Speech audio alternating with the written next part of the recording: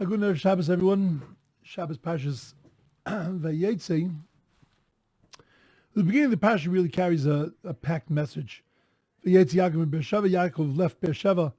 Rashi says that you'd see a tzaddik min hamakom. Whenever a righteous person leaves a place, it leaves a big hole. It leaves a void in the town, because he was its glory. He was its greatness. He was its beauty. And when he goes away, everybody realizes that there's something missing.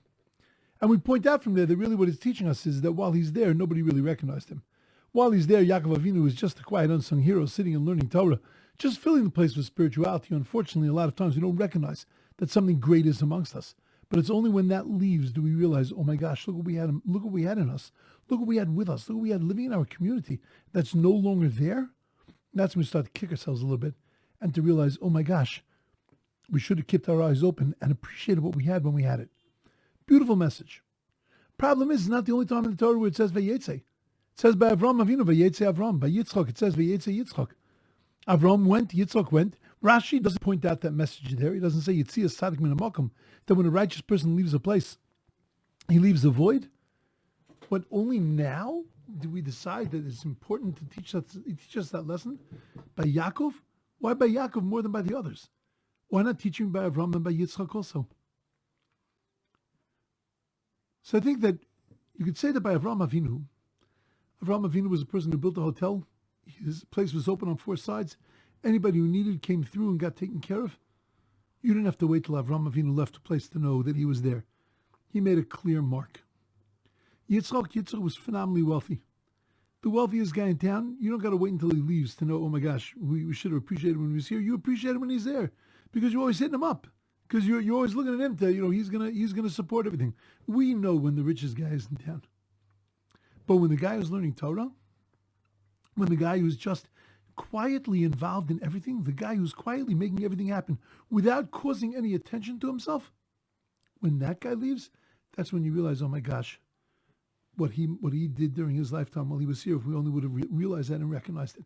They tell us so many stories of different towns where there was a soup kitchen or something that dealt with the poor, that during its lifetime, that during its time, it was taken care of, and there was so much money, and it was supporting people. And there was a miser in town, and that miser in town refused to participate in any kind of public things, any kind of communal things.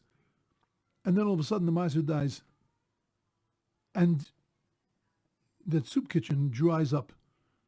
Nobody realized during his lifetime that the reason why the person was a miser was because he was already completely taking care of and supporting a communal institution quietly without anybody knowing. And everybody thought during his lifetime, what a terrible person, he won't participate, he won't give any money, when he was really the center of the town. He was really the backbone, taking care of the aniyim, taking care of the poor people in town. See, by Avram and Yitzchak, by the person who provides for everybody, the person who's the rich person, you know that they're there because you're taking from them. It's not so much you recognize their greatness, but that you're benefiting from it. So therefore, unfortunately, we recognize that they're there. But when the quiet person who just does and just is and just accomplishes without any kind of fanfare, when he lives, we look at him as it's almost like he's a nothing. It's almost like he's doing nothing, like he's accomplishing nothing.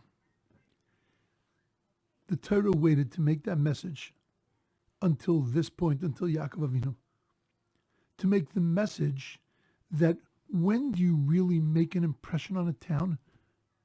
When you accomplish things quietly. When while you're there, nobody even knows that you're there. When while you're there, nobody even realizes the depth of what you are doing and what you are and who you are and what you can accomplish.